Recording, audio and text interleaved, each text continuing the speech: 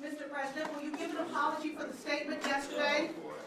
Mr. President, did you refer to African nations? You swear shithole. Mr. President, are you a racist? Mr. President, you anything to add to your comments? Mr. President, will you respond to these serious questions about your statement, sir? No. Mr. President, Absolutely I'm not. talking to the President, not I'm you, talking sir. to you. Mr. President, are you a racist? I cannot believe that in the history of the White House, in that Oval Office, any president has ever spoken the words that I personally heard our president speak yesterday.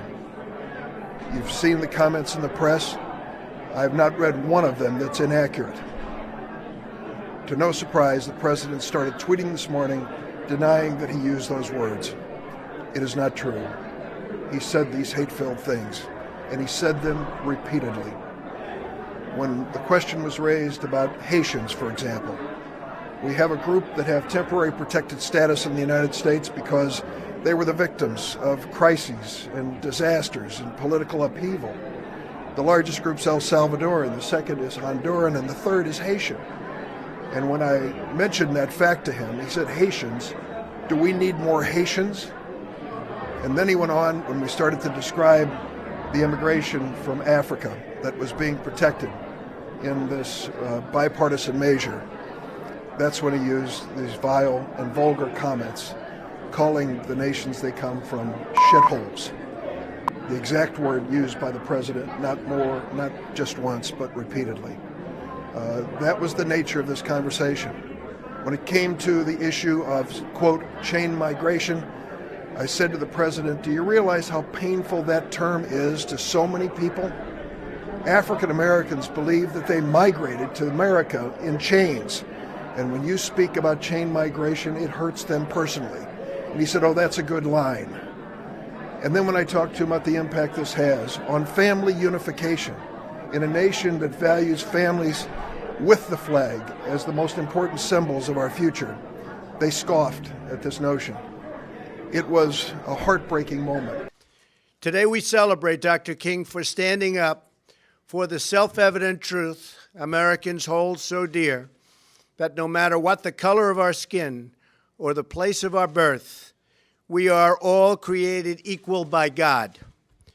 This April, we will mark a half-century since Reverend King was so cruelly taken from us by an assassin's bullet. But while Dr. King is no longer with us, his words and his vision only grow stronger through time. Today we mourn his loss, we celebrate his legacy, and we pledge to fight for his dream of equality, freedom, justice, and peace. I will now sign the proclamation making January 15th, 2018, the Martin Luther King Jr. federal holiday, and encourage all Americans to observe this day with acts of civic work and community service in honor of Dr. King's extraordinary life, and it was extraordinary indeed, and his great legacy. Thank you.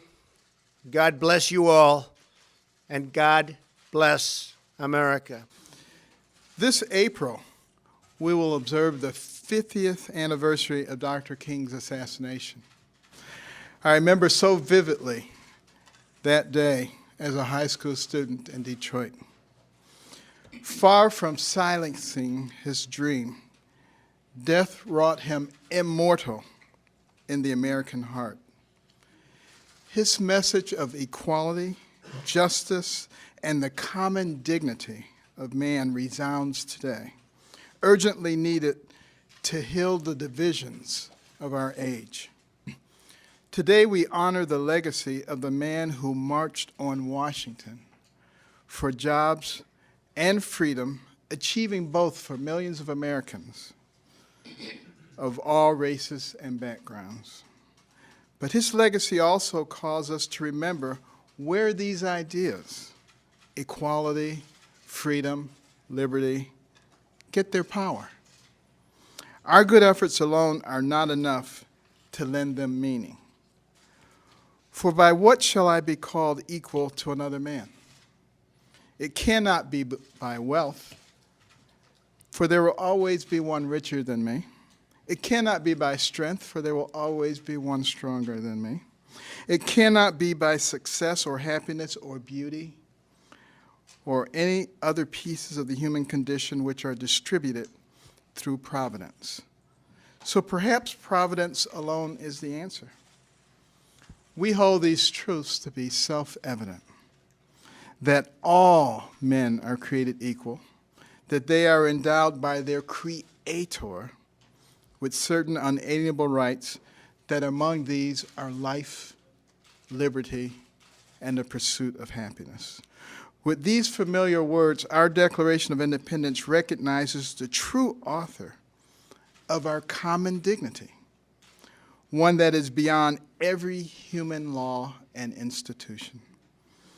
If we forget this source of our fundamental equality, then our fight to recognize it in our society will never be fulfilled. This is a truth that Dr. King carried with him from Selma to Montgomery, from a pulpit in Atlanta to the steps of the Lincoln Memorial, from a cell in Birmingham to the entire world.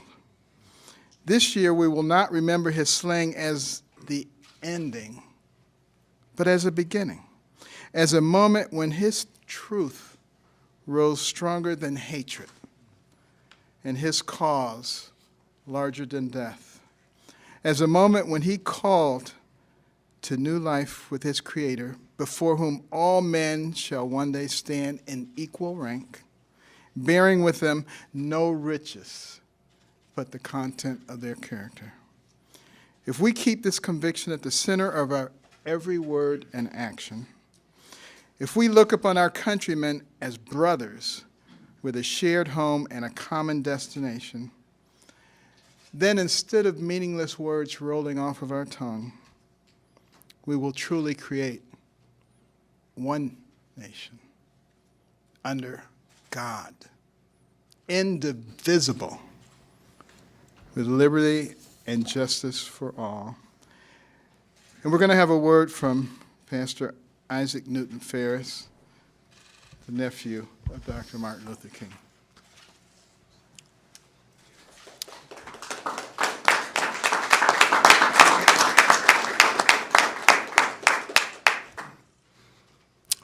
President Trump, Vice President Pence, and to all assembled here. If my uncle were here today, the first thing he would say is, what are we or what are you doing for others? And that's why it was so important that my aunt Coretta Scott King returned to the Congress now about 10 years ago and asked that the meaning of the holiday be changed. We did not want the King holiday just to be a day of hero worship. As his nephew, I certainly think that he was one of the greatest Americans that we've produced. But it should not be a day of hero worship. And that's why the Congress agreed with my aunt and also made it a day of service. So that we, on that day, as a matter of fact, at the King Center, we refer to it as a day on, not a day off. It's not a day to hang out in the park or pull out the barbecue grill. Amen. It's a day to do something to help someone else.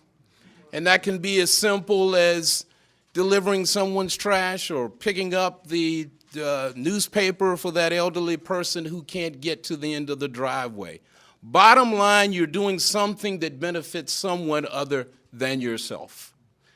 That's the proper way to remember my uncle and the proper way to celebrate the King holiday. So, President Trump, thank you for taking the time to acknowledge this day.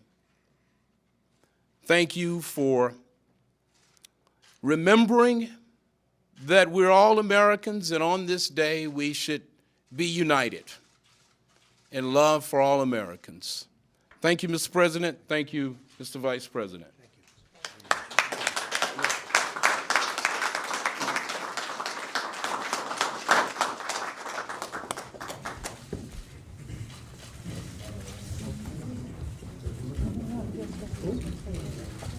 This is a great and important day, Martin Luther King Jr. federal holiday 2018 by the President of the United States of America, a proclamation. Congratulations to him and to everybody. Thank you, Mr. President.